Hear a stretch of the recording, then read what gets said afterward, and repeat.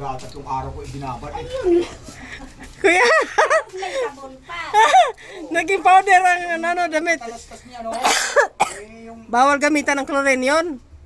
ah, Bawal gamitan ng chlorine tapos ibabad. Durog ang damit mo. butas-butas nga. Ayan, tinapuan. Naku. Ate Mila, Ah. ayaw magbayad pa sa'yo ng ano, palaba. Tapos sa butas, naging powder ang damit. Anim lang ang dapat. Dalawa lang pare. Wala tiki. Dos Kumikita 20 ayaw bumili. 10.5 lang. Hindi pwede yan sa mga ganyan. Pero di ba? sa susunod dapat dito. Uksalik lang dapat, saka huwag ibabad ng matagal para hindi mabutas ang damit. Tubig lang kinabukasan mo ng powderin. Tapos, ito, kanawin mo to. Sa isang... Ay, ginanong ko lang. Ah, ayun lang. Ang tapang. Kaya pala naging gulay yung ano eh. Ha? Wag mo Ginanong ko lang.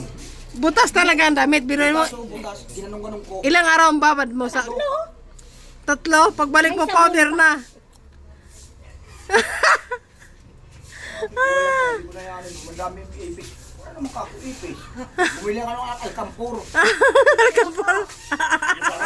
Yung ipis. Wala naman ipis.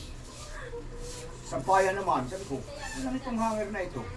Wala nga daming ipis na, ano?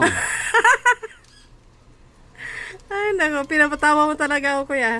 Hindi ko nga alam yan sa pag-ano. Matapang ang chlorine. Butas ang damit mo pag ibabad. Butas nga. Ama na daw, tumama ka ba? Mama sa pader. Kumpiang nga eh. Kumpiang 25. Paano tayo makakapag-resin niya? Wala kang pera. 20-25. Paano nga tayo makaka-resin niya? O hindi kahit kailangan magre-resign tayo. Grabe. 5 pisong pamintang buo. Ay, grabe talaga. Nakakatawa to si kuya eh.